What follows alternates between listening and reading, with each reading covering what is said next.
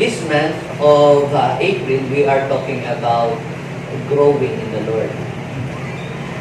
Ang discipleship, mga kapatid, it is a process. Discipleship is a process. Sabihin natin, process.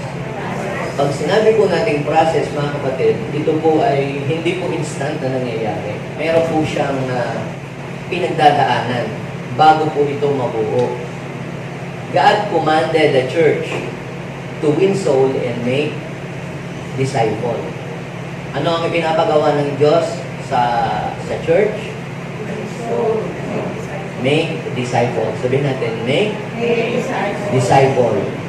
Kapag sinabi mo natin, mga kapatid, na disciple, it means a believer who follow Christ continually. Kapag sinabi po natin disciple, ito po ay alagad ng Diyos na nakikita sa kanyang buhay ang wangis ni Kristo. Kaya ikaw ay disipulo ni Kristo kung nakikita sa iyo ang ugali o ang asal, ang salita, ang gawa, ang pamumuhay ni Christ. Iyon, ang disipulo ni Kristo. So, ibig sabihin, nakikita dapat sa ating mga buhay si Christ. At hindi po kara-kara kaagad, yun ay nakikita sa ating buhay. Yan po ay mayroong proseso hanggang sa yung image ni Christ ay makita sa ating mga buhay. The Bible says we are created according to the image of God. Tayo daw i-create according to what? According to the image of God. So, ibig sabihin, if you are created according to the image of God, dapat ang imahe ni God ay nakikita sa iyo. Kung ikaw ay palamura, kung ikaw ay palasagot sa magulang, o ikaw ay sugarol o mabisyo, hindi yan ang imahe ng Diyos. So, bakit ang imahe ng Diyos ay nasira sa image ng tao, na ang tao po ay mag-fall sa kasalanan? At ang ginawa ni Jesus, kasi siya'y bumabati to restore the image of God in the life of man. Kaya nga, isinare ang gospel para ang tao mabago ang buhay, ma-restore siya, at ang Panginoon ang siyang kumilo sa buhay ng isang tao. So, yan po ang purpose kung bakit ipinapahayag natin ang salita ng Diyos. Para po tayo ay makapag-produce ng mga disciples. Yan ang ipinapagawa ng Panginoon sa church. Yan ang pinapagawa ng Panginoon sa atin. Inuulit-ulit. Ano ang ipinapagawa ng Diyos sa church? Sa atin? Isigaw natin. Make disciple. Hindi disciple. Ano ho yung disciple? Full is available nationwide in every department store. Battery are not included. De, pag sinabing full is stupid. Yung bagang hindi natututo. Hindi siya natututo. Okay? Mag-boyfriend, tapos biglang mabubuntis, tapos hihiwalayan, tapos iiyak-iyak, tapos mamaya mag-boyfriend ulit, tapos maghihiwalay ulit, iiyak-iyak ulit. Yung bang hindi natututo, parang cycle lang. Yun. Ang full daw is a person who never learn from their mistakes. That is full.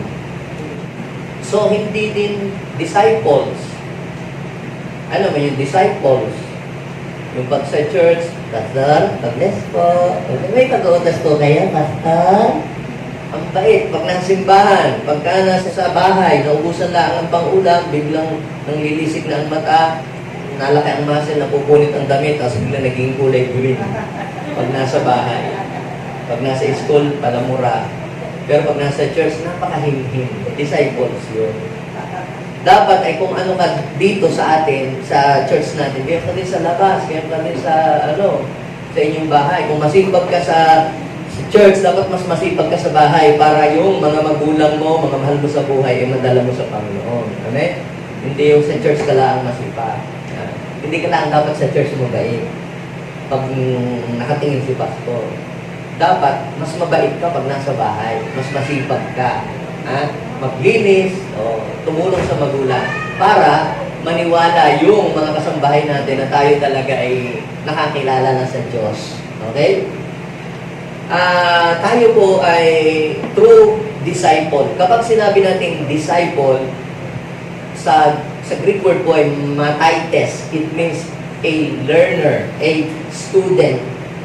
So, ibig sabihin, tayo po pala ay parang mga estudyante ng Panginoon at siya ang ating teacher na tayo kanyang hinuhubog at kanyang tinuturuan.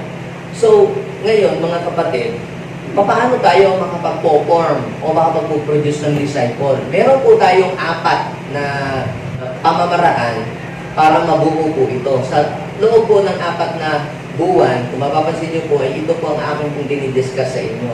Para po, malaman po ninyo, ito po ang ipinapagawa ng Lord sa kanyang church. Bago siya umakit sa langit, ito ang kabilin-bilinan. Diba, pagka meron kayong yumao ng mga mahal sa buhay, yung pinakahuling habilin na salita, yun ang importante at yun ay gagawin. Ang Panginoon, bago umakit sa langit, ang kabilin-bilinan ng Panginoon sa kanyang church ay make disciple. So, paano po tayo magpuproduce ng disciple? Okay? Mag-uumpisa po yan sa pag-aakay muna. Pag-aakay. Na-share ko na po sa inyo ang patungkol sa pag-aakay. Sino dito ang merong inakay kay Lord? So, ibig sabihin, napupulfill mo ang Great Commission. Kasi nag-aakay ka. Ang church na hindi nag-aakay, hindi siya tumutupad o hindi siya faithful sa Great Commission. Ako, pastor, basta ako present, linggo-linggo, ako'y tapat kay God. Ang katapatan ay, yan po ay pagtupad doon sa kung ano yung ipinapagawa ng Panginoon. Okay? Sabi ng Panginoon, go and make disciple. So, ang pinapagawa ng Lord ay disciple. So, paano magsisimula saan? Pag-aakay. Okay? So, sabihin mo nga sa iyong katabi, ang akay mo ay bunga mo. Oh, kung may inakay ka ba, ay, ito pala yung bunga ko kay Lord. At yung mga tao may bunga, yan itatanggap ng reward from God. We talk about come to the rescue, di ba? Pag-aakay. Then, hindi po natatapos sa pag-aakay lamang. Yung iba po, nag-aakay lang. Tapos, wala din yung kanilang inaakay. Nag-aakay lang, pero pagkatapos ng lahat, wala lang. Hindi po natatapos doon. Kinakailangan yung ating inakay, aalagaan natin sila. Kaya sabihin mo nga sa iyong katabi, ang akay mo ay bunga mo. Tapos, ang bunga mo ay aalagaan mo. So, yung bunga mo kay Lord, yung nadala mo kay Lord, aalagaan po natin sila. Para din po silang mga sanggol na isinilang na kailangan nila ng mag-aaruga. Ano ba naman, pastor yan? Bakit lagi na lang ako mag-aalaga? Yan naman po'y aalagaan lang for a short period of time. Hanggang sa sila ay maging matatag. Ito yung mga anak natin. Hindi naman yan habang panahon nating binuhat. Inalagaan natin for a short period of time, pero hindi na sila naging alagain. Dumating yung time, nag-grow na din talaga sila. Now, so yun yung pangalawa, yung aalagaan. Una, pag-aakay, pag-aalaga, ano yung pantatlo? Pagtuturo naman. Pagtuturo. Kaya sabihin nga natin, yung inaalagaan mo, turuan mo. So yung mga inaalagaan natin kay Lord, tuturuan natin sila. Kasi kung hindi natin sila tuturuan, hindi sila mag-grow. Kaya magiging pabebe. Lalaking mga Kristiyano, mga bonjing. Pansinin po ninyo, ang mga anak natin, hindi lang natin sila basta pinapakain. Tinuturuan din natin sila. Ang purpose ng pagtuturo ay para po sila ay mag-grow.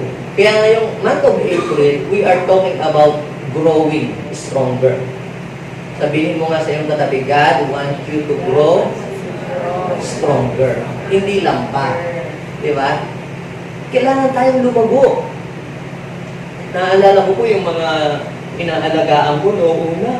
Managinip lamang nung nakakatakot. Text agad, Pastor, tulungan niyo po kami. Pag-pray niyo po kami. May kumaluskos lamang sa bubong. Pastor, punta niyo po kami. Ay, ano yung tinag-oil ang aming mga bahay. Yan ay nung bago pa po sila. So, anong ginawa ko sa kanila?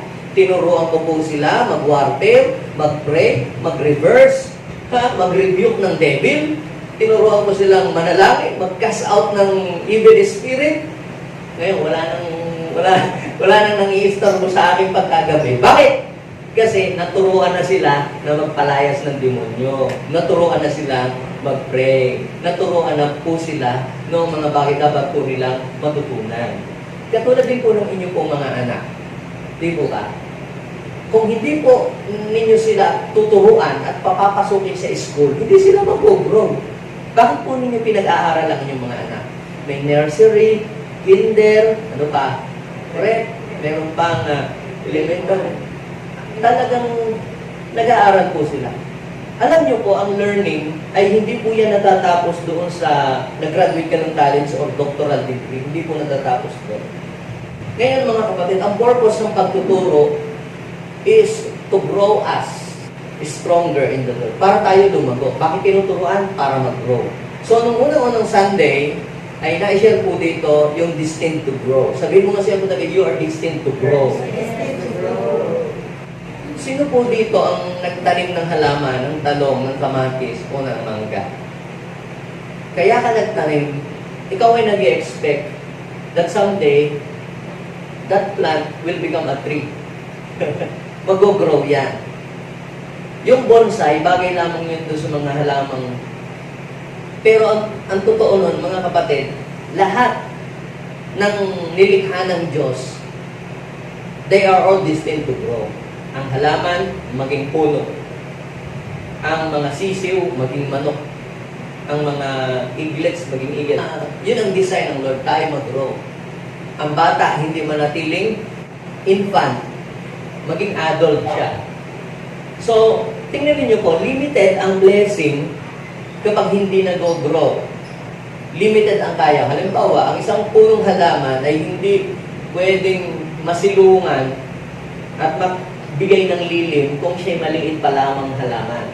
But when the plant become a big tree, it will become a blessing to many. Di ba? Ganyan din tayo. Hindi tayo dapat mananatiling ganito lang. Sabihin mo sa iyong katabi, ayaw ng Lord, na hanggang dyan ka na lang. So what are the importance of teaching the Word of God? Actually, ganito yan. Yung itinuro sa atin, reviewin ko lang yung mga nakaraan, no? Marami pong paraan si Lord para tayo turuan. Ginagamit ni Lord ang salita ng Diyos para tayo ay kanyang turuan. Yung Bible, yan ang number one na instrumento ng Diyos na kanyang ginagamit para turuan ang kanyang mga anak. So number one, through the Word of God. Paano tayo tinutunuan ng Diyos? Through the Word of God. Sa mga salita ng Diyos. Yan ang lahat ng aral, lahat ng kasulatan. Sabi ng Biblia ay tinasihan ng Diyos. 2 Timothy chapter 3 verse 16 to 17 para magamit sa pagtuturo, pagtutuwid sa litong aral. So, ngayon mga kapatid, hindi lang yun. Hindi lang Word of God ang ginagamit ng Lord. Tinuturuan din tayo ng legal. Para tayo lumago. Through the Holy Spirit. Isinubo ng Diyos ang kanyang Espiritu Santo para tayo ay turuan. Makikita po natin yan sa 1 John chapter 2 verse 27. Ang Espiritu daw pinagkaloob na sa atin. At habang ang Espiritu Santo ay nasa atin, kung ano yung itinuturo kay Christ, ng Holy Spirit, yun din yung ituturo sa atin. So, kaya kahit wala si pastor, hindi tayo magkakasama, may conviction sa iyo, mali yan, hindi tama ang mangupit, ay, ang pagmumura, hindi na. Naalala nyo, may conviction kayo, kahit walang nakatingin sa inyo, parang nakukonsensya kayo sa isang bagay na alam ninyong mali.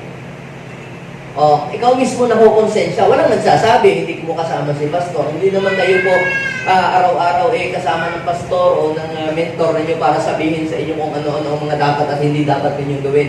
Pero ang Holy Spirit ibinigay sa atin para yun ang mag-convict sa atin, kahit tag-iisa tayo, siya magtuturo sa atin, mag-i-impress para magawa natin kung ano yung nakakalugod sa Diyos. So, kung hindi pa rin tayo makonvict, hindi pa rin tayo madala sa Word of God, hindi pa rin tayo makonvict ng Holy Spirit, gumagamit ang Diyos ng tao, ng mga mentors, ng pastors, ng leaders, to teach us, para tayo turuan. Ang mga ngaral ay ginagamit ng Diyos para turuan tayo, ang mga teachers, para turuan tayo ng mga bagay na dapat natin matutunan. Ngayon, kung hindi pa rin tayo matuto sa pamamagitan ng salita ng Diyos, kinukumbik ka na ng Holy Spirit, hindi ka pa rin mapakumbik, meron ng mga nagpapayo sa iyo, ng mga leader, mga pastor, even parents, even teacher, hindi ka pa rin natututo, meron pang isa pang paraan si Lord para tayo ay turuan. Tanungin niyo ako, ano yun? Through sufferings. Sa true sufferings. Halimbawa, Sinasabihan ka na that government warning is dangerous to your health. Ito lang naman ang bisyo, ito konti lang naman, ito date lang naman ito, hindi naman itutuloy mo. Hindi ka nakikinig sa mga payo, sa conviction ng Holy Spirit. Ngayon, biglang ikaw ay nagkasakit sa baga. Biglang ikaw ay kung inubo, o biglang ikaw ay nagkaroon ng health problem. O, ano nga yung kasunod? Tsaka ka matututo doon sa sinasabihan ng huwag kaskasero pag mag-drive. Sinasabihan maingat. Hindi ka pa rin nag-iingat. Nung ikay makasagasa o mag-simpla, ado ka ngayon, natuto. Sa nangyayari sa iyo. Sinabing ikaw ay magtipid. Sinabing ikaw ay mag-ipon. Pero hindi ka naman nag-iipon. Ikaw ay one day millionaire. Ngayong napuputulang ka ng lagi ng ilaw, madilim sa inyo. Yan, dumadaan mo sa sufferings, sa kagipitan. Then, dun ka matututo. Kaya pinapadaan tayo ng Lord doon. Di ba sabi ng Bible? Sa Deuteronomy chapter 8 verse 17, 16, 17, nakalagay doon. Kaya pinadadaan sa ilang ang kanyang mga tao niya, Israelita, bago dinala sa promised land. Saan muna dinala? Sa wilderness. Kasi, binigay yung 10 commandments, ano nilang sundin? Ano ang ginawa ng Lord? Tinuruan sila sa pamamagitan ng sufferings. Tinuruan sila sa pagsubok. Di sila natuto. Ang inyong pong mga anak, kung hindi po ninyo sila papadaanin sa paghuhugas ng pinggan o pagluluto o papadaanin sa hirap, hindi matutunan. Ako na lang anak ang maglalaba. Doon ka na lang sa kwarto. Ako na, mag-cellphone ka na lang doon. Lalaking, hindi marunong. Hayaan mong mahirapan. Hayaan mong matutong magtiis. Hayaan mong matutong umilaw. Diba, sabi nga natin, pag ako'y sumagana ang buhay, nako, yung lahat ng hirap at mga sufferings na dinaanan ko, hindi ko ipaparanas sa aking anak. Kaganda. No. Parang kaganda. Pero sa kabilang banda, ninanakawan mo ng wisdom, ng knowledge, ang iyong anak. At ng strength. Bakit? Tatanungin ko, bakit kayo tumibay? Bakit kumapalang inyong mukha? Bakit kayo tumatag? Dahil doon sa pinagdaan mong hirap na yan. Natuto ka. Kaya ngayon, kahit na anong pagsubok, anong problema ang kaharapin mo, hindi ka nag-give up, hindi ka sumusuko. Bakit? Kasi ikaw ay na-mold. Natuto ka doon sa mga problema mo. Ngayon, ang mga Gen Z, ang mga beta, ang mga alpha, nako, wala lang ang wifi, mag-loading, mag-hang lang ang internet. Stress na stress na. Diba? Noon, kahit wala kang pera, wala kang makain. Praise God. Kapagpupuri ka pa sa Panginoon. Now, so yun yung paraan para po tayo ay turuan ni Lord. Kaya pala tayo pinapadaan doon. Minsan, tayo ay nadadown sa buhay. Yun pala ay part ng pagtuturo sa atin ng Lord. So, what are the importance of teaching the Word of God? Ang kahalagahan po ng pagtuturo sa atin ng salita ng Diyos ay tayo ay mag-grow sa ating pananampalataya. You will grow in your faith in God. Because faith comes through hearing and hearing the Word of God. Kaya tinuturuan salita ng Diyos. You will grow in wisdom. Mag-grow, matadagdagan ng iyong kaalaman. Actually, doon sa mga karanasan nating pinagdaanan sa buhay, natututo tayo, nagkakaroon tayo ng wisdom. Yung baga namang na-scam ka ng 2-3 beses, pag hindi ka pa umalam at tumalino, hindi ka natuto. Yes, sino ditong na-scam na? Kami nabudol na, na-scam na. Ngayon, lahat na ng mga kung ano-ano, nako. Nire-reject, tinatanggihan. Alam mo agad ang mambubudol at hindi. Bakit? Nabudol ka na dati. Alam mo na. Kaya, mga kapatid, yung failure is just a part of our learning. Ngayon, dapat matuto ka doon. Kasi kung hindi ka matututo doon, ang tawag doon ay disciple. Is a person who never learned from their mistakes. So, ang failure, ay masasabi lang natin, ikaw ay failure kapag hindi ka natututo sa iyong failure. Okay? So, hindi lang yun. Magle-level up ang ating buhay.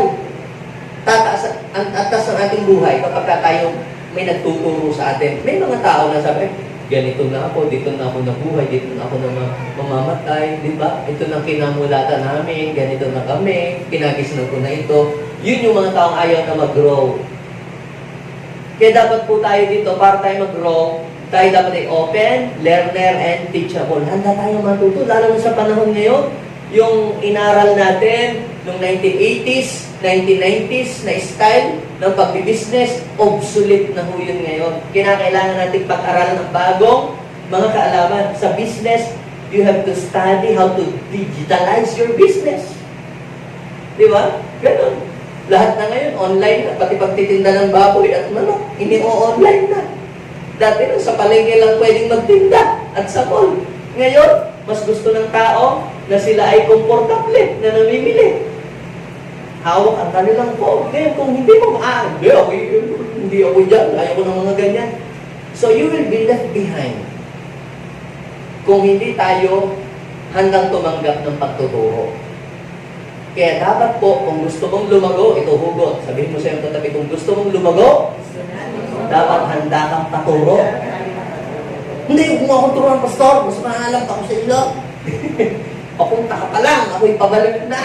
Ay, siya. Alam niyo po mga kapatid, learning can make our life easier. Bakit nagiging madali ang isang bagay para sa atin? Dahil ito'y ating natututunan.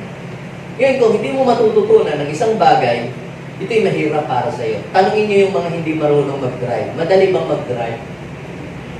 Ng sasakyan? Marunong ka ba? Hindi nga eh. Tanungin niyo naman yung mga marunong. Madali bang mag-drive? Oo, madali lang. Bakit? Kasi, alam ko. Yun. Dumadali ang iyong buhay kapag ikaw ay natututo. When you learn something new, dadali ang buhay mo. Magiging mahalwa. Kaya tayo nag-aaral ng salita ng Diyos. Now, mag-grow ang ating buhay and you will grow stronger. Nagkakaroon ka ng confidence kapag ka lumalago ang iyong kaalaman. Di ba? Kita nyo yung mga may kaalaman. They are very confident na makipag-usap. Tamo naman yung kaunti ang kaalaman, laging parang nahihiya nandun sa kabilang sulok. Hindi ho yung humility.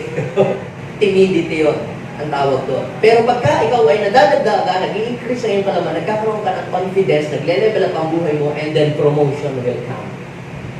Gusto mo bang ma-promote? Gusto mo ba ng promotion? Sino din ka nagpe-pray ng mga promotion? Sana umangat naman ang aming buhay, sana naman guminhawa kami.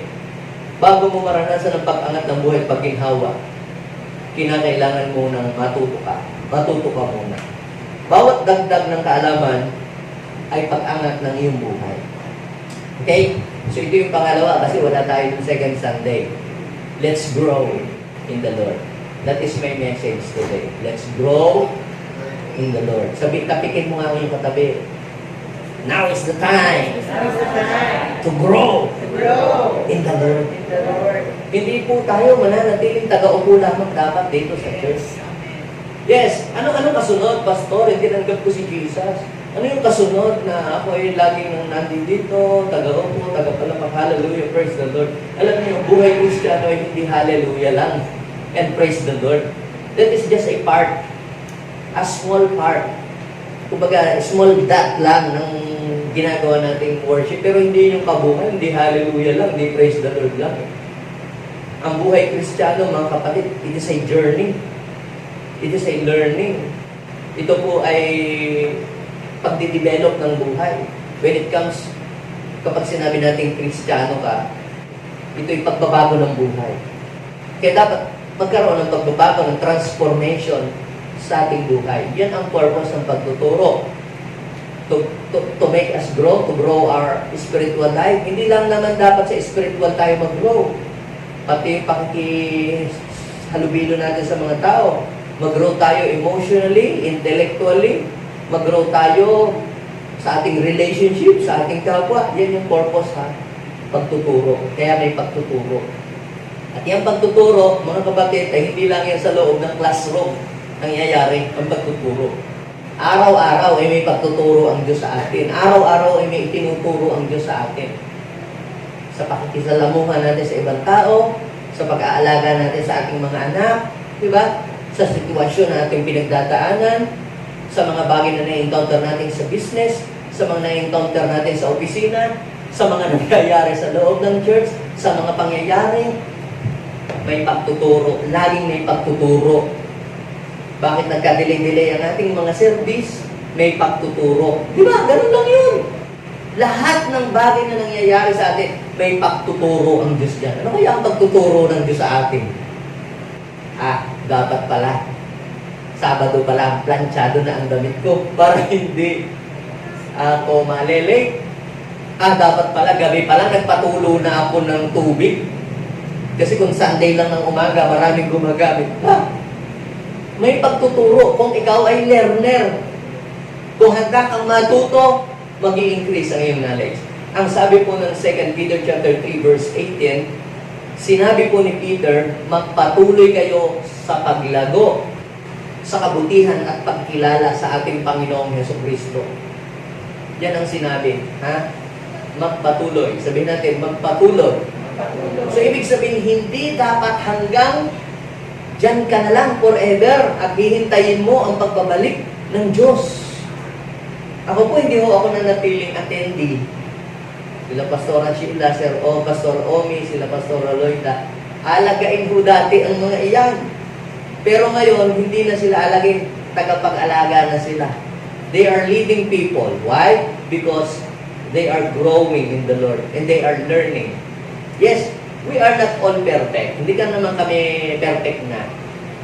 Kagaya sabi ni Pablo na hindi pa ako ganap. Hindi namin alam pa ang lahat ng bagay. But we are growing. We are still learning. Kaya lang, kung pagkukumparahin ninyo, ang aming pong spiritual na katayuan, pamula nung nagsimula kami kay Lord, at saka ngayong oras na ito ay may napakalaki pong diferensya. Ikaw ba, nung makakilala ka kay Lord, ang iyong attitude ba noon at saka ngayon may pinag-iba o parehas din lang? Kung parehas din lang, ibig sabihin hindi ka pa nag-grow. Tampuhin ka noong nagsimula. After 10 years, tampuhin ka pa rin. Ibig sabihin hindi ka grow. So now is the time to grow in the Lord. Huwag kang manatili sa gayong kalagayan.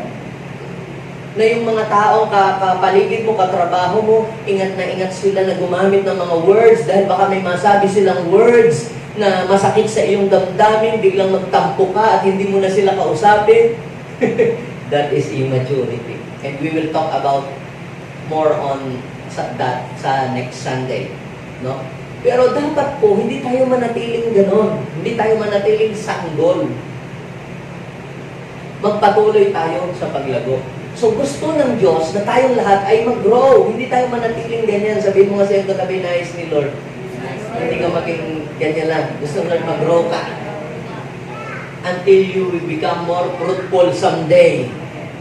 So, kaya si Lord ay nagpapadala sa atin ng mga tagapagturo ng salita ng Diyos because God wants us to grow spiritually. Ang sabi po ng 1 Corinthians chapter 3, verse 6. Ang nagsasalita ko dyan si Paul. Sabi ni Paul, ako ang nagtanim, si Apollos ang nagdilig, subalit ang Diyos ang nagpapatubo at nagpapalago. Sino ang nagpapatubo? Sino ang nagpapalago? Si Lord. Pero, kung walang salita ng Diyos sa puso mo, walang lalago. Meron dapat may tinanim at meron nagdidilig. So, planting and watering is a symbol of teaching the Word of God. Ang ibig sabihin ng nagtanim, nagdilig, ibig sabihin noon ay tinuruan ka ng salita ng Diyos. Kapag tinuturuan ka ng salita ng Diyos, ibig sabihin tinatamnan ka, tinataniman ka. Minsan pupunta ka sa bahay ng pastor, sisiran ka ng salita ng Diyos, magpatuloy ka, magpakatupad ka, malalabasan mo ang mga pagsubok na yan, tinataniman ka ng salita ng Diyos. Tapos nagkita-kita uli kayo, nag-sharing uli kayo ng salita ng Diyos, dinidiligan ka. Pero si Lord yung nagpapalago. Eh kung walang nagtatanim sa iyo, wala din nagdidilig, anong tutubo sa iyo? Naalala ko yung sinabi ng Hebrew chapter 6. Verse 6, 7, pinagpapala ng Diyos ang lupa na matapos matamnan, sinisibulan ng mga halaman na pinapakinabangan. Pero kung dawag at mga tinik ang tutubo, ay susunugin ang gayong lupa. Ano pong ibig kong sabihin? Kung matapos mong dumalo ng salita, ng pag-aaral salita ng Diyos, pero pangit pa rin ang naging resulta sa iyo, ay worse naman ang iyong buhay. Nakakalabasan. So, ano kailangan nating gawin? Kaya nga ang Diyos ay nagpapadala sa atin ng mga tagapagturo ng mga salita niya para madiligan tayo, para tayo mag-grow. Kaya nagpapadala si Lord ng mga tagapagturo. Now, how to grow in the Lord? Gusto niyo po bang lumago sa Panginoon? Na hindi lang po kayo manatiling ganyan forever. Okay, meron 5 bagay ako i-share sa atin how to grow in the Lord. So, number 1, ang kinakailangan po natin gawin, you must be thirsty for the Word of God. Sino po dito yung may mga anak na nagpapakain pa kayo ng mga anak niyo? May mga anak na maganang kumain. At may mga anak na, ano ba yung salita sa term sa Tagalog? Pihikan. Alam niyo po ba yung mga taong pihikan? Yung namimili ng pagkain. Gusto chicken. Di ba yung mga gano'n? Pag hinain mo ng gulay, ayaw ng gulay. Yung mga gano'n, ayaw ng mga, gusto na, junk foods, o mga kung ano-ano. Pansinin niyo yung mga bata, pihikan. Pihikan sila. Pag pinapakain mo, ayaw. Kahit masarap ang pagkain, pero parang wala laging ganang kumain. Either may gulat yun, either may purgahin muna. Ano yan, baka kailangan ng deliverance. Purgahin. Kita nyo, pag napurga, wala na yung bulate. Ganado nang kumain. Baka minsan may demonyo, kailangan i-cast out yung devil. At ganun lagi nang mainitin ang ulo. Laging galit. High-blooded. Okay, so, we must be thirsty for the Word of God. Kita nyo yung mga bata na magana silang kumain. Ang lulusog nila, magana silang kumain. Pag pinakain mo, talagang kumakain. Yung naman, kailangan mag-aaway pa kayo, kumain lang. Nako, malnourished ang papaya. Pero yung maganang kumain, lalo na ang kinakain, masustansya, ang lulusog nila. Ganyan din sa spiritual. Kapag tayo ay magana, ibig sabihin ay ikaw ay yung nauuhaw, nagugutom ka sa salita ng Diyos. Yung salita ng Diyos na yon ay kakasabikan mo. Ang sabi ng 1 Peter chapter 2 verse 2, kagaya daw po ng mga sanggol, tayo daw po ay manabik sa gatas na espiritual upang lubos natin kamtan ang kaligtasan. So, ano ibig sabihin? Para mabuo, makompleto. Ibig sabihin, mag-matured ka. Hindi ka lang nasi, pupunta ka na sa langit. Pero dapat tayo ay lumago. Mag-grow tayo as a person. Okay? Manabik sa gatas na espiritual. So, pansinin ninyo, yung mga bata na hindi dumedede, hindi sumususo, either namamatay o nagiging malnourished sila. Gayon din ang isang Kristiyano na hindi magbabasa ng salita ng Diyos, kung ano lang binabasa, wala na lang mga binabasa po nila, mga comment, sa comment section ng mga reels. Wala, magiging ano ka lang, ang garbage po yung garbage. Away ng mga politiko, yung mga ganon, versus administration versus, anong tawag doon? Opposition. Wala ho tayong sustansya na makukuha doon. Magkakaroon tayo ng away, magagalit lang tayo sa tao. Kaya, hindi tayo magmamature kapag yun lang lagi babasahin yung mga comment section.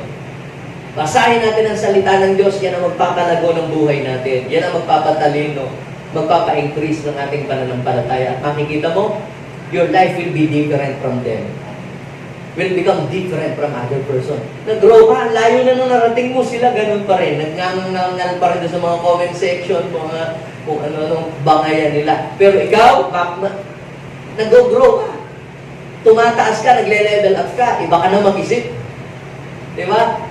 Iba yung thinking mo sa thinking po nila. Bakit? Kasi ikaw ay lumalago. Dahil ikaw ay nauuhaw sa salita ng Diyos. Yung tao nauuhaw sa salita ng Diyos, nagbibigay ng oras para ito ibasahin. Para basahin. Magbigay ho tayo ng oras para basahin. Kung hindi pa kayo sanay, umpisahan po ninyo sa 15 minutes. O umpisahan ninyo sa 4 chapter a day. Kung hindi nyo kaya, 2 sa umaga, 2 sa gabi. Hanggang sa ikaw ay mapapansin mo, magkakaroon ka ng addiction and desire and thirstiness sa pagbabasa ng salita ng Diyos. Na pagka hindi mo na ito nababasa, parang kulang. Kulang. Si Isaiah, kaya siya ay nag-grow sa kanyang relationship kay God. Doon sa Isaiah chapter 50 verse 2, tuwing umaga daw, nananabig siya kung ano yung aral, ano yung message. So kailangan pala meron tayong devotion. Binabasa natin ang salita ng Diyos sa umaga, bago ka tumalon sa iyong pugad, sa iyong bahay, sa iyong kwarto. At least, binabasa ng salita ng Diyos. Meron kang verse na pinanghahawakan o meron kang fresh idea, fresh thought na yung panghahawakan mo sa buong maghapon. Ano ang mararamdaman ninyo kapag buong maghapon kayong wala kayong kinain? Diba? Ang hina mo pag hindi ka kumain. Kaya din, pag hindi ka nakabasa ng salita ng Diyos, walang salita ng Diyos ka, wala kang kalakasan sa maghapon. Kinakailangan tayo ay magkaroon ng interest pagdating sa salita ng Diyos. Nung si Paul ay pumunta sa Berea, nangaral siya doon. Even si Paul na tagapagturo ng salita ng Diyos, siya ay na-amaze kasi sa dami ng pinuntahanan niya, na pinagturuan niya ng salita ng Diyos. Iba yung mga Berean believers. Bakit? Ano ba ginagawa ng Berean believers? Sa Acts chapter 17 verse 11. Sabi po doon, bukas daw po ang kanilang isip. Ang sarap nilang turuan. Bukod sa nakikinig sila habang sila'y tinuturuan, pag uwi daw po nila sa bahay, sinasaliksik pa na. Tama ba yung sinabi ng aming pastor? Totoo ba talaga yun? Pinabasa talaga nila yung Word of God. Hindi lang sila Amen, praise the Lord. Talagang tinitingnan nila, tama ba yung sinabi sa amin, tinuro sa amin ni pastor? Yan ang mga Berean believers. Araw-araw daw po, ang mga kasulatan kailangan sinasaliksik.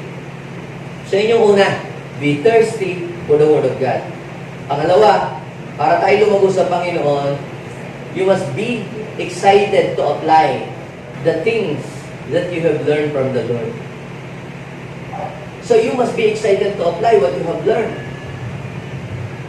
Ay hindi, tinuro ni pastor, siguro next time, gagawin ko yan. Next year siguro, I will do it. Pero hindi pa ngayon. Siguro sa banda-banda riyan. Alam niyo po mga kapatid, ang pinakamabilis na paraan para ikaw ay matuto, pagkatapos mong tinuruan, apply mo agad. Halimbawa, tinuruan ka, ganito ang pagluluto. Gawin mo agad, madali mong matatandaan at maaalala. Kaysa doon sa ikaw ay nililecturean lang na wala kang ginagawa. Kita nyo, ang driving ay natututunan while you are driving. While you are doing it. Paano ka humusay mag-drive? Paano ka naging mahusay mag-motor? Paano ka dahil ba, ganito yan. Una, i-start mo, pagkatapos, yung silinyador, o gano'n. Primera, una sa gano'n. Ay, kung nilecturean ka lang, pagkatapos wala ka namang sasakyan, hindi mo naman pinaandara yung sasakyan, hindi mo matututunan. Ang tawag doon, intellectual knowledge. Kailangan natin na matutunan yun sa buhay natin. Yung experiential knowledge. Matutunan natin sa actual, matutunan. Yung mga salita ng Diyos na ating pinakinggan dito, we have to apply it para tayo mag-grow sa ating pananampalataya. Tinuro yung prayer, di pag-uwi mo sa bahay, bago ka matulog, mag-pray ka. Itinuro yung forgiveness, kung may kaaway ka, dapat magpatawad ka. Are you with me? Itinuro yung pagbibigay. Oh, siguro sila lang yun, hindi ako. Itinuro yung kinakailangan ka na maging faithful, siguro hindi pa ngayon. Kinakailangan i-apply natin yun. Maaaring yung mga narinig natin dito ay hindi agad natin 100% ay may i-apply agad. Pero kumuha ka doon ng portion na gagawin mo agad, na magagawa mo agad ito sa isa. Halimbawa, pinag-usapan natin ngayon yung patungkol sa pagbabasa ng salita ng Diyos para mag-grow. O di yun muna. Kailangan pala magbasa pala ako ng salita ng Diyos para mag-grow ako. Hindi lang kung ano yung mga comment ng mga vlogger ang namin binabasa. Kung makala po, basahin ko pa lang salita ng Diyos para mag-grow. That's it. Kaya mapapansin mo, kita ninyo, sabi ni John Maxwell, kung meron lamang po tayo sa bawat araw na 1% na i-apply sa ating mga aral na maririnig, meron tayong 365% na improvement na makikita sa ating sarili. Just 1% ng natutunan natin sa mga narinig natin, ay i-apply natin 1% lang a day. Sa loob ng isang taon, meron kang 365 learning and improvement na mangyayari sa buhay mo. Be excited to apply what you have learned.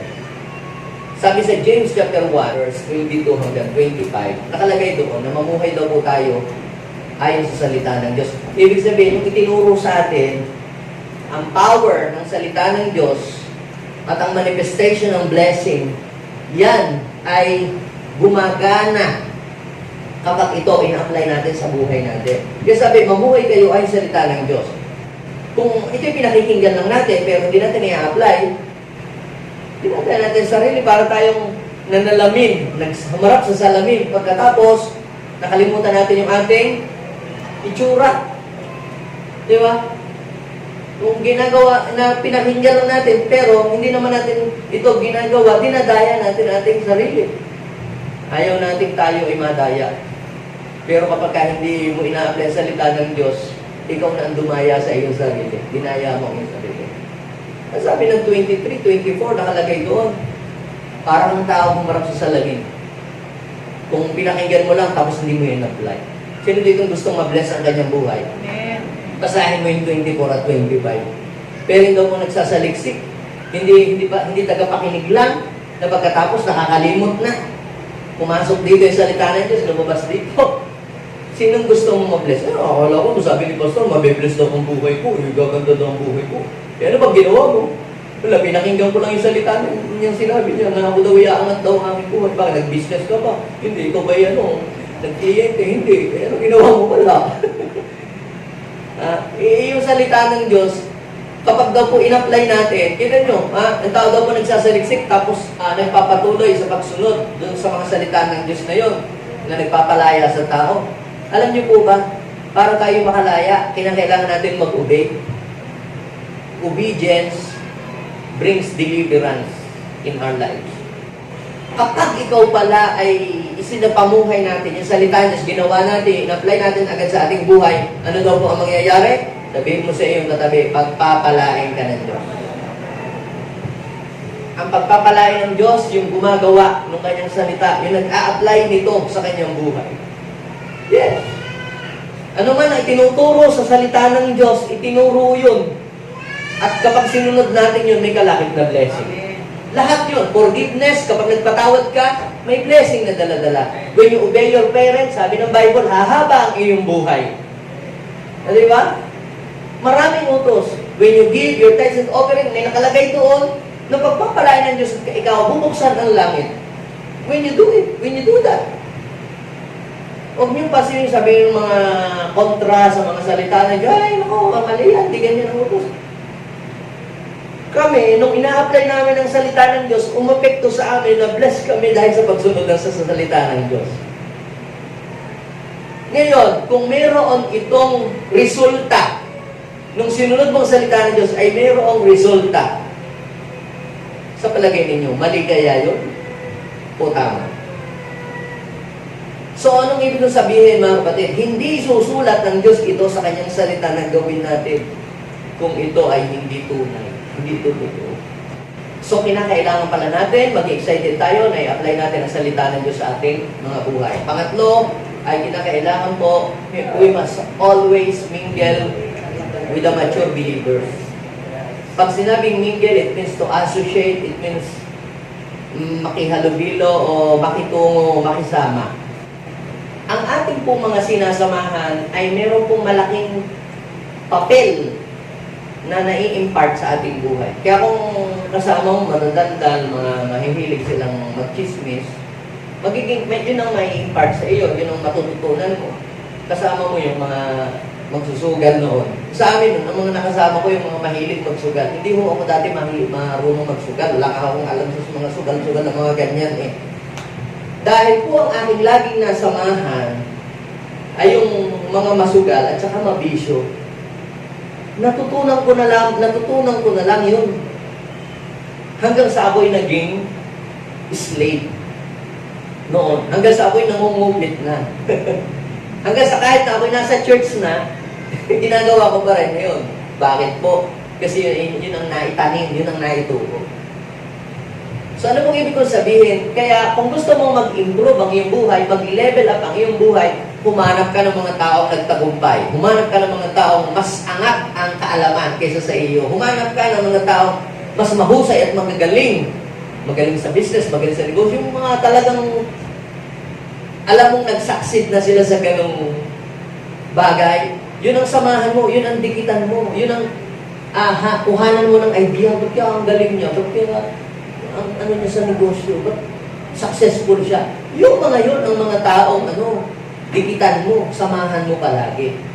Ganyan din sa paglago, sa spiritual. Ang samahan mo, hindi yung mga tampuhing Kristiyano, hindi yung mga mararamdamin. Ang samahan mo yung mga matured Christian. Pag sinabing matured, malalawak silang may malakas na pangunawa, hindi chismoso, hindi mararamdamin.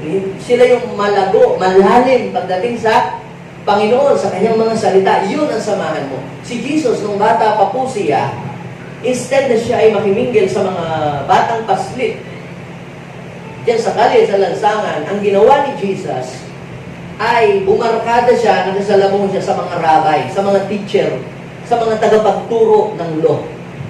Hinahanap siya ng kanyang parents sa mga kalaro, sa mga kapitbahay, hindi siya makita. Nung siya po puntahan siya, nakita niyo sa Jerusalem, sa temple. Mapabasa niyo po yan sa Luke chapter 2, verse 46. Anong ginawa ni Jesus? Naandoon, sinong kasama niya, sinong kausap niya, mga guro, mga teacher, marami kang matututunan doon sa mga taong yun. Kasi nakikinig siya, nakaupo, nagtatanong. Pagka mayroong mga gathering yung mga bishop, minsan natatawag po tayo ni bishop doon sa opisina niya. Kaleo, dito ka na kumain. Ay, ako naman tuwang-tuwa na pupunta doon. Ay, nandun din yung mga bishop, mga ano. Grabe yung mga salitaan nila. Mas iba ang kanilang mga usapan, ang tataas ng kanilang mga pananampalataya. Para baga sa kanila yung pagpapatayo ng church, parang akala mo, pinipitas lamang yung pero mga walang pera yun. Mga walang pampagawa yun. Pero grabe, kami magpapatayo kami ng ganito, at saka mga ganyan, bibili kami ng ganitong mga luto. Walang mga pera yun. Ganun lang sila manampalataya. Malilip up ka sa mga sinasabi nila habang pinapakinggan mo. Naiiba yung the way kang mag-isip. Kaya, subukan niyo po, humanap kayo ng taong mas angat kaysa inyo. Yun ang barkadahin ninyo, yun ang samahan ninyo. Doon kayo makipagkapihan sa mga yun. Makakakuha kayo ng learning doon sa mga taong ganyan. Yes, mag-i-increase ang inyong knowledge. Isang araw, yung success nila, magiging success din nila. Kagaya ng ni Jesus, di ba? Sa Acts chapter 4, verse 12. When they saw the boldness of Peter and John, sa Acts chapter 4, 13. They were so amazed when they realized they are unschooled, They are untrained men. Pero na-amaze yung mga tao, wala mga pinag-aralan. And they realized that they have been with Jesus. Ito pala mga tao, binarkada lang si Jesus, ano ang naging resulta sa buhay nila? Nag-improve at nag-level up. Kasi matututo ka Matututo ka doon sa mga taong may mga malalawak na karanasan at kaalaman sa buhay. Yun. Sa Acts chapter 1 verse 14, yung mga believers, lagi po silang nagsasama-sama sa prayer, sa kainan, fellowship. May kasabihan tayo, iron sharpen iron. Isip ang nagpapatala sa isip. Marami kang matututunan sa mga matured believers. Hindi yung Christian, matured Christian. Magkaiba yun. So we will talk about more next Sunday. So, pang-ilan na? Pang-apat, join our worship celebration regularly. Na paminsan-minsan, yung ibang nag-church, membro po sila ng CEO. Ano yung CEO? Pagka Christmas, Easter Sunday, at saka Undas, doon lang sila nagsisimba. Yung mga gano'n. Alam niyo po mga kapatid, yung pagdalo sa church ng regularly can help our spiritual life to grow. Bakit marami nanghihina? Bakit marami yung sabihin natin nawawala sa tamang hulog o sa tamang direksyon? Kasi they miss the message of God during worship celebration. Doon pa naman nangungusap ang Diyos. Kita nyo, Hebrew chapter 10 verse 25. Huwag daw tayo tamarin. Huwag ninyong kaligtaan ang pagdalo ng ating mga pagtitipon. Gaya ng ginagawa ng ilan. So, hindi ka naman siguro kasama doon. Sa halip, ano daw gagawin natin? Palakasin natin ang loob ng isa't isa, lalo na nakikita natin na nalapit ang pagdating ng Panginoon. So, merong kang blessing na matatanggap. Merong kaalaman. Kasi, dito nagpapahayag si Lord sa atin, sa pamamagitan ng kanyang mga salita. At kung nangihina ka, nanglulupay-pay yung pananampalataya, pag umaaten ka, lumalakas ka. Sino dito yung nangihina pero pag umaaten sa Diyos, parang nare-revive siya? Amen. Ha? Sabi ni Job, sa Job 14, 7 hanggang 9, yun daw puno na naputol, na nagiging tuod, parang tuod na siya, tuod. Nagkakaroon siya ng hope at tumutubo, nagkakaroon ng panibagong sanga, halaman na parang suloy kapag nadiligan. Kaya sabihin mo sa iyong katabi, umattend ka ng umattend lagi ng worship service para ikaw ay madiligan. Kaya tayo kung ano-ano na naririnig natin sa palig-paligid. Kaya instead na tayo ay mag-grow, hindi tayo sa palago. Kaya kapag umaattend ka sa church regularly, nadidiligan ang iyong spiritual life regularly. Nagtanim mo ako ng mga halaman, mga puno-puno. Diyan sa lupa natin para, sabi ko may puno, pagka tayo lumipat na doon, may puno na. Eh, ginagawa ko, dahil sa meron, dinidiligan ko yan tuwing umaga. Eh, itong mga nakalipas na mga araw, hindi ko na ako nadiligan. Dahil laging busy ako, kung saan ako pumupunta, hindi ko na nadidiligan. Nag-aaral pa ako, nagbabasa pa ako ng mga libro. Hindi ko na nadidiligan. Tinitingnan ko na lang. At napansin ko, after 1 month, natuyo ang mga dahon. Dahil summer po. Ano pong ibig kong sabihin? Gayon din tayo. Pag hindi na tayo nadidiligan, hindi na tayo nakaka-attend sa gawain ng Panginoon, matutuyo tayo. Hanggang sa dumating yung time, tatamarin na tayo. Wala na tayong gana. Wala na tayong appetite pagdating kay Lord. So, ano kailangan natin gawin? Join. Minsan tinatamad ka man, parang wala kang gana. Pumunta ka lang. Didiligan ka ng Lord para ikaw isisip. Hindi yun po yung, parang hindi ko yata feel ang umattend ngayon na. Parang hindi ko feel. Siguro next week na lang. Kahit hindi mo feel, umattend ka lang. May gagawin ang Lord sa iyo mo. God is doing something even you feel nothing. Even you see nothing and feel nothing. May ginagawa si Lord. Amen?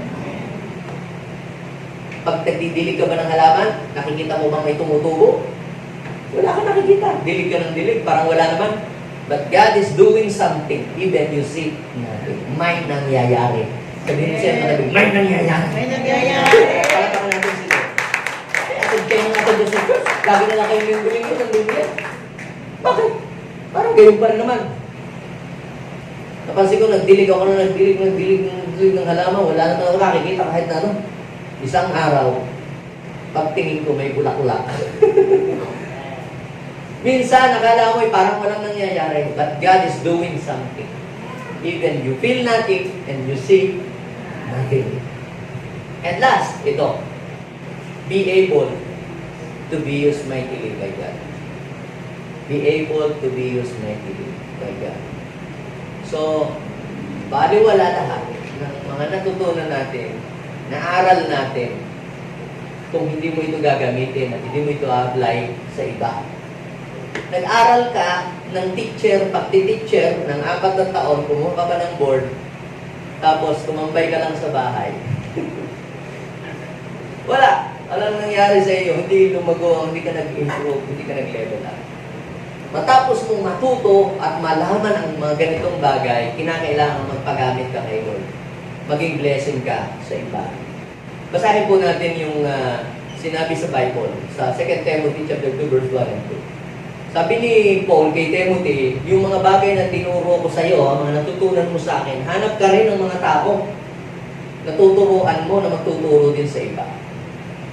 Si Pastor Aloyda nagturo, tapos yung kanyang mga tinuruang bata ay lumaki rin sa awa ng Diyos. Ngayon, yung mga tinuruan niya, sila nagtuturo, siya ay tagapagmando na lang. Ano ibig sabihin? Nag-grow ang kanyang mga tinuruan, kaya nagturo na din siya. Yes. Katulad dati, itong mga kasama ko, turuan. Kailangan pagturuan. Ngayon, kaya na nila magturo. Makikinig na lang ako. Kasarap pala ng gano'n. No? Yung mga tinuruan mo, ikaw na ngayon, pagkatapos ikaw nang narinig sa kanila. Ibig sabihin, nag-grow. After 25 years, yung mga tinuruan ko, nagtuturo na din po sila ngayon. Minsan ako nakaupo na lang, nakikinig. Kakabuti ng Lord.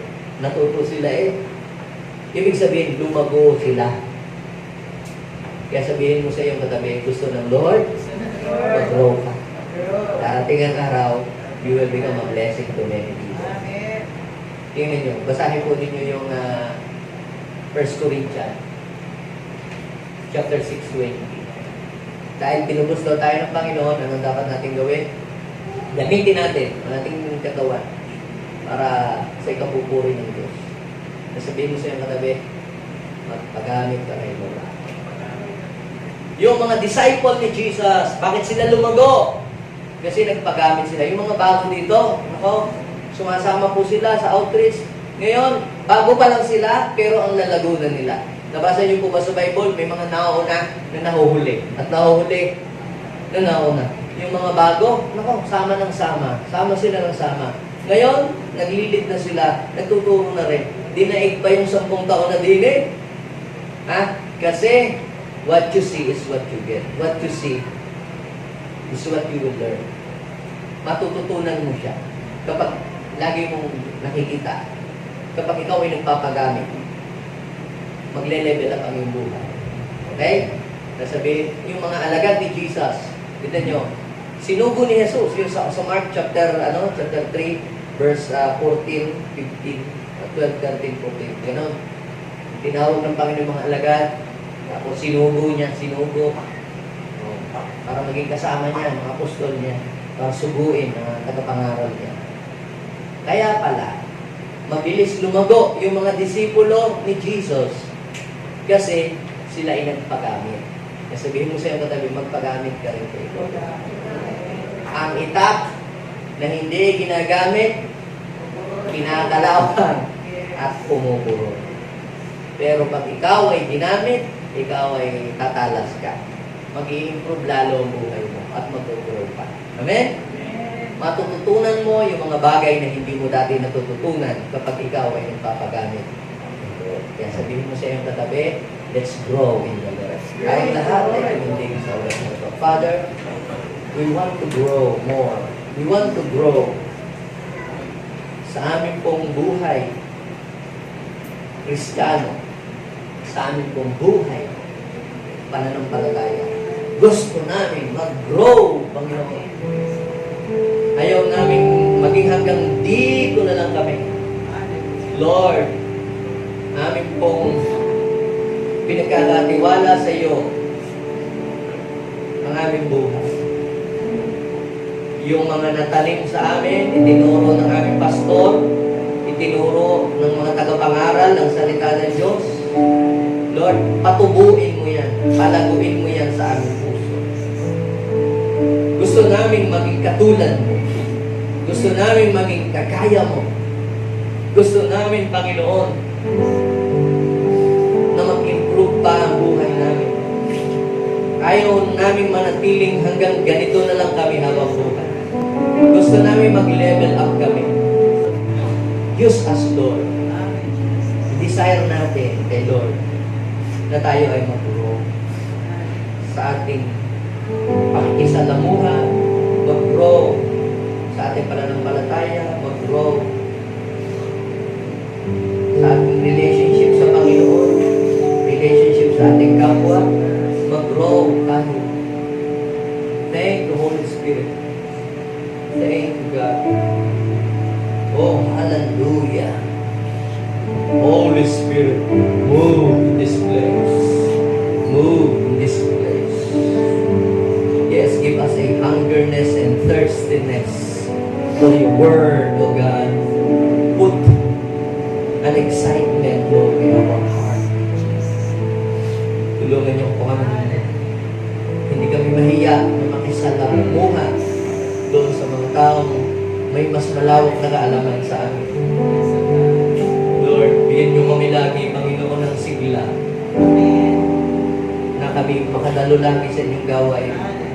Yes, Lord. At kami, Panginoon, ay laging maging available na magpagamit sa inyo.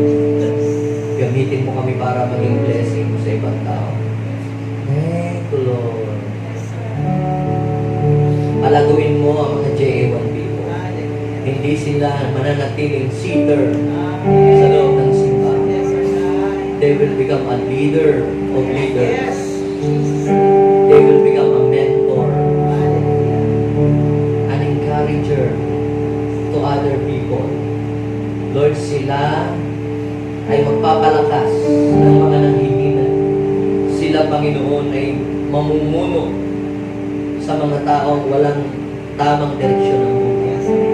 Sila ay magiging mga tagapangalaga sa mga spiritual orphan. Yes, we will grow in our faith, Lord, in you. Thank you. We bless your holy name. Hallelujah. Ilagin natin kami sa ating puso. At tayo manalangin, sabihin natin, Panginoong Jesus, maraming salamat sa iyong mga aral na patuloy mong ibinibigay sa akin. Hangad ko po na ako ay lumago sa aking pananampalataya at sa aking pagkakilala sa akin. Tulungan niyo ako, Panginoon, na matutunan ko ang mga bagay na dapat kong matutunan sa buhay. Maghari ka sa puso. Ito po ang aking dalangin sa pangalan ni Jesus. Amen. Kung na ako pray, Father, I pray right now, continue to bless your people, O God, today. Release your power and anointing sa kanilang mga buhay. You will use them mightily, more powerful than before, O God. Yes, ang buhay nila hindi na magiging katulad ng dati. Mag-level up sila. Magkakaroon ng improvement sa kanilang buhay. Yes, hallelujah. Ang mga taong kasabay nila ay magugulat sa improvement, sa growth na na-develop sa kanilang buhay. Dahil yun ay natutunan namin sa iyo. Dahil tinuruan mo kami, Panginoon, ng maraming mga bagay. Lord, help us to become teachable, always teachable and learners, na handang tumanggap ng iyong pagtuturo ka. Lord, we are always giving a room for improvement and learning sa aming buhay. Kami kulang pa, kaya patuloy mo kami. This is our prayer in